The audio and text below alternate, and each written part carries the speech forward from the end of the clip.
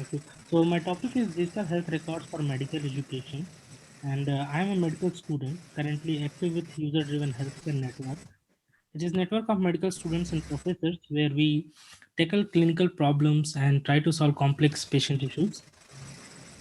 So this way we do patient-centered learning, and we use digital health records on a daily basis. So patient health records can be are part of medical education as students learn how to gather data from patients, create questions around it, research on those questions, maybe online or from their textbook, and then use their research questions to make a solution. It it not necessarily be a treatment plan, but it can also be an innovation. And then share their experience as a case report or a research report. Now, when digital health records, these health records are digitized, then access, sharing, analysis, and learning is more easy.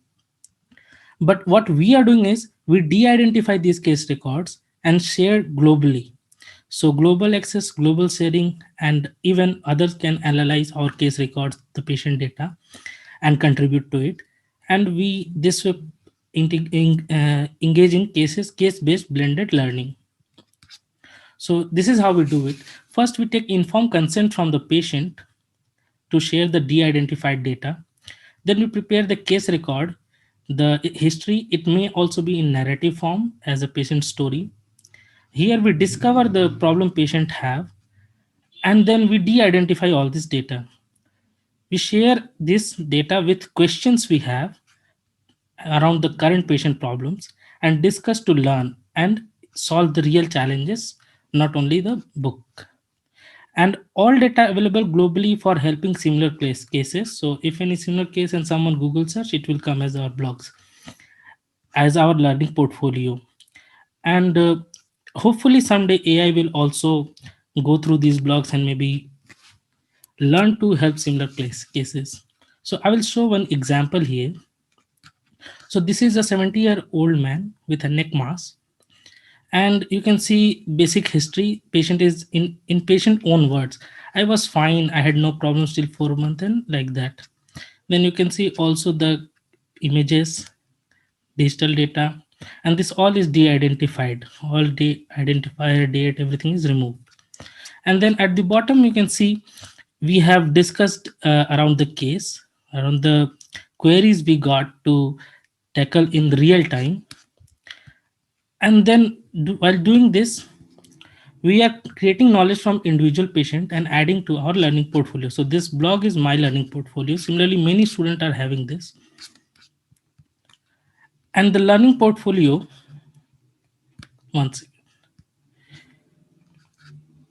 and the learning portfolio when shared globally, they add to the available knowledge of RCTs and systematic review and all.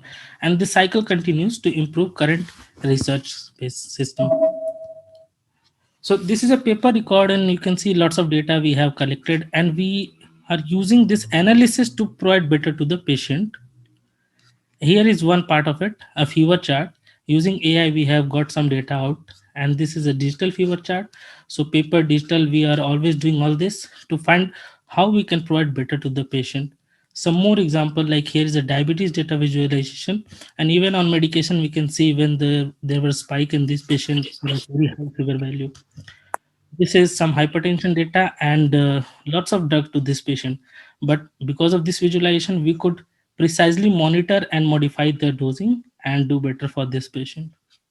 This is a wearable data from a patient, and we can see her sleep was disturbed. And with her history, we can again do something actionable. There are direct to consumer genetic analysis tests on that we have analyzed. These are all student work. I'm only sharing my work currently in these case resources, but other student work is also available online openly. So this is a genomic data analyzed using CleanWire and all. Then bridging research and practice together. So practice, research, and education, these all are part in evidence-based medicine system. This is evidence pyramid, evidence-based triad. So first, we whenever we have a patient or a problem in a population, then we plan for some intervention. We compare that intervention with a placebo, and find the outcome. But when we are not adding data from all the patient, many case records, many such case portfolios, then we are losing lots of knowledge in this process, and these case records help to find them. This is website bedside clinical decision support system. So again, we use various site, PubMed and research to solve the clinical queries, and we add all those queries in our case blogs. And then those case blogs here are used for one day education at at college, medical college, and then they also go to journal publication. Thank you. If any question, you can ask. Thanks a lot, Dr. Avinash. And I really appreciate both Professor Subtain and Avinash. They are experts from both the sides of the spectrum. One is has many years of enabling digital health in India, and another one is an up and coming rookie, so to speak, but not a rookie actually. Really good at his stuff. So really appreciate both of you.